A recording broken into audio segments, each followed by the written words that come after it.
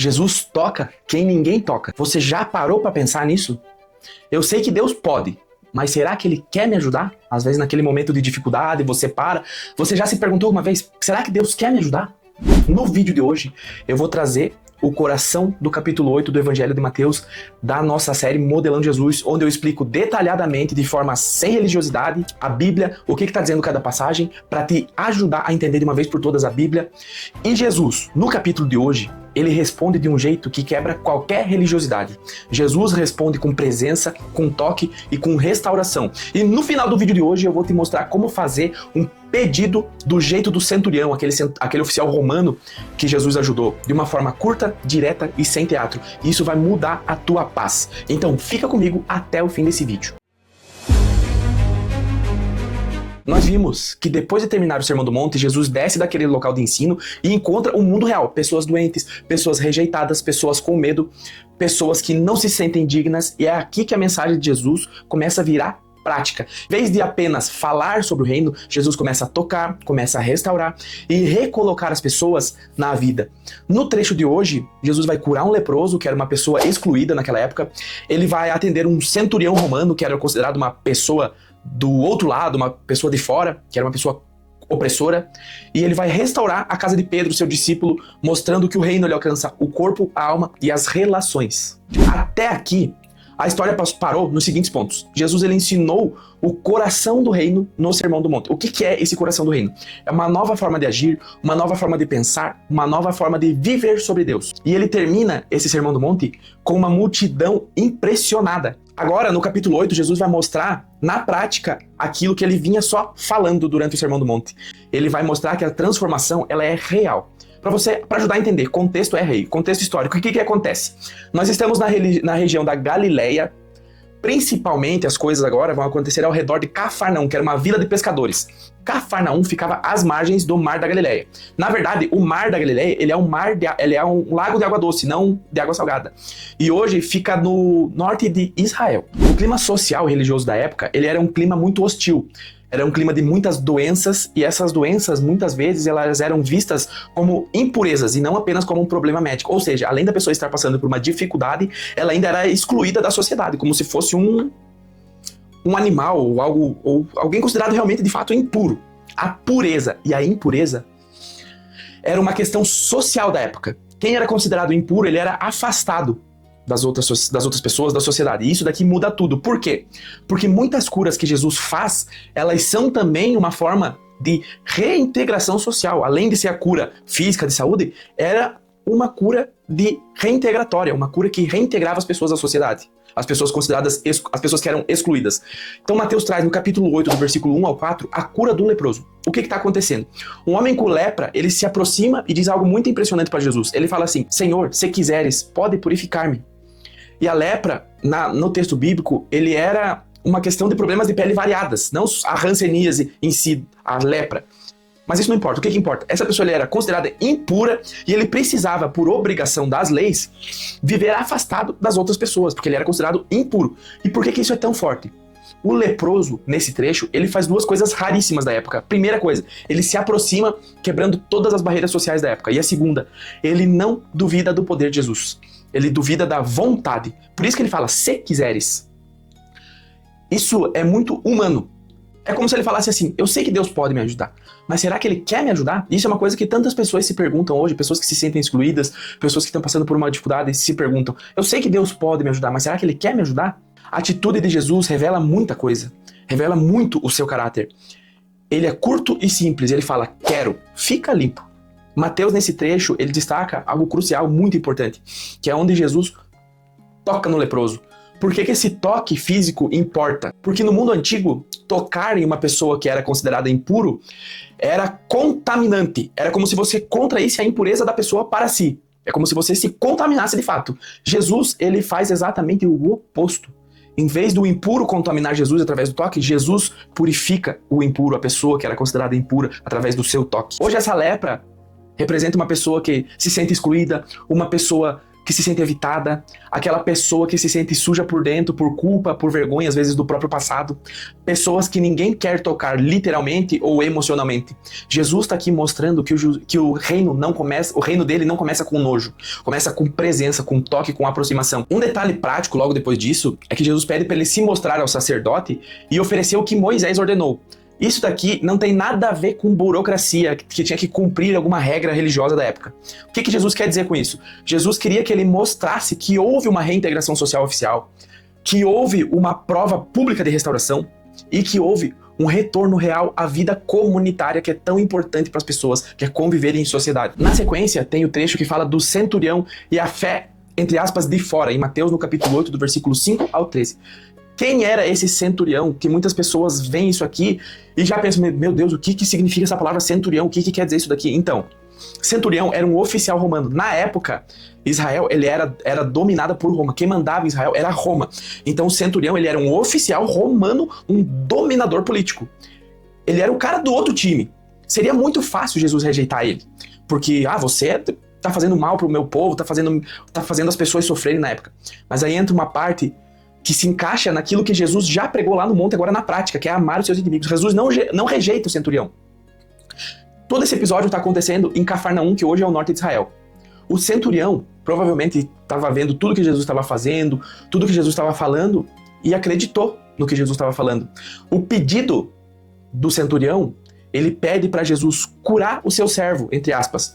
Essa palavra servo, ela é uma palavra muito interessante. Veja bem, o tempo pode indicar servo, empregado doméstico. Lá em Lucas, onde a gente vai ver mais pra frente, Jesus trata essa passagem, em vez de servo, como escravo estimado. Mas enfim, é só para contextualizar. O ponto aqui é, Jesus se importa genuinamente. O choque do não sou digno, que o centurião fala, Senhor, eu não sou digno nem de que você entre na minha casa.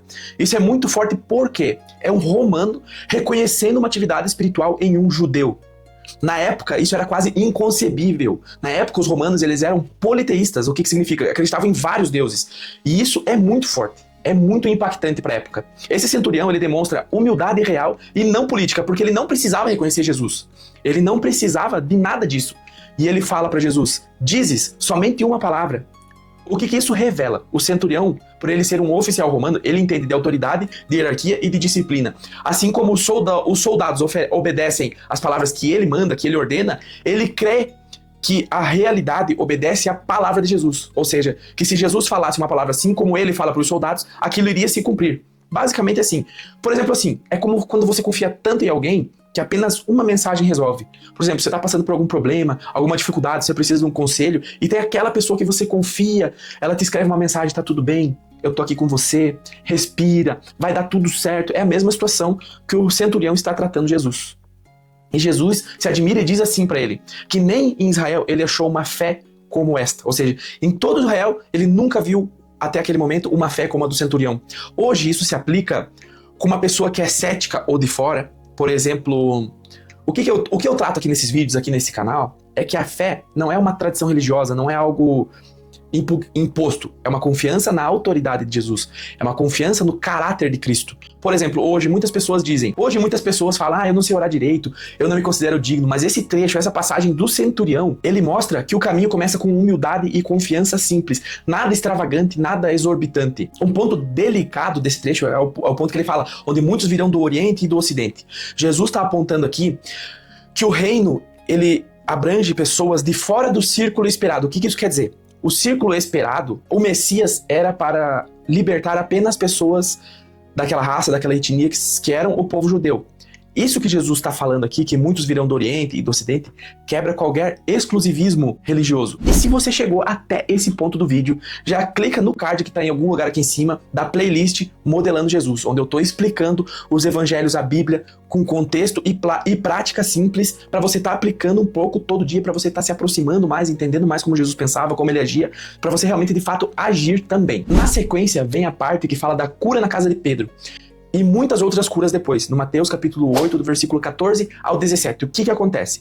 Jesus entra na casa de Pedro e cura a sogra do Pedro. Ela se levanta e começa a servir as pessoas ali, servir Jesus. Significado humano. Isso aqui não tem nada a ver com uma exploração dessa mulher. Isso está dizendo o quê? Que ela foi restaurada a tal ponto que ela voltou à vida normal, com energia, com dignidade.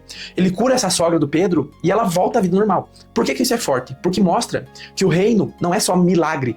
Que o reino que Jesus prega é uma restauração simples do cotidiano. É quando alguém, por exemplo, que estava alguém sem energias, alguém que estava sem ânimo, alguém que estava sem vontade de ver, essa pessoa começa a voltar, começa a se energizar, começa a existir de novo, começa a ficar feliz novamente. Logo depois de Jesus curar a sogra de Pedro, as pessoas começam a trazer muitos enfermos e muitas pessoas, e Jesus começa a curar essas pessoas. Na parte dos possessos, como que a gente pode entender isso? No mundo antigo, pessoas com distúrbios mentais, convulsivos, com problemas mentais, eram frequentemente interpretados como opressões espirituais. E o texto ele enfatiza que Jesus liberta e cura. O foco aqui é a restauração integral que Jesus exerce na vida dessas pessoas. Nesse trecho, Jesus cita o profeta Isaías. No capítulo 8, do versículo 17, diz que isso aconteceu para cumprir. Ele tomou sobre si as nossas enfermidades e carregou nossas doenças. E essa passagem está em Isaías no capítulo 53, no versículo 4. Para trazer o contexto, quem foi Isaías? Isaías foi um profeta ligado ao reino de Judá. Parte do livro de Isaías abrange sobre crises, sobre o exílio, que foi uma fase muito difícil do povo judeu. Isaías foi um profeta que viveu do século 6 ao 6, século 8, basicamente, antes de Cristo. Isaías, ele fala muito sobre justiça, sobre esperança e um personagem chamado servo do Senhor, que pode ser remetido a Jesus. O sentido original de Isaías 53, que Mateus cita. Ele descreve o servo sofredor que carrega as dores do povo, que sofre por causa do bem coletivo e que participa diretamente da cura e da redenção de muitos. Mateus lê as curas de Jesus como um sinal de algo maior. Jesus ele não só resolve sintomas, ele entra direto dentro do sofrimento humano para trazer a restauração real. A aplicação disso nos dias de hoje é que não é uma promessa de que ninguém vai adoecer, que ninguém vai ficar doente. É uma promessa de que Deus não é indiferente à dor, que Jesus se aproxima da fragilidade das pessoas e que o reino que Jesus fala, a marca principal desse reino é a cura e a compaixão. Não é uma promessa de vida sem dor, é uma promessa de Deus perto na dor e de restauração por dentro e por fora. Hoje Jesus está te falando o seguinte: eu não tenho medo da tua dor e nem da tua vergonha. Eu toco em você aonde ninguém mais pode te tocar.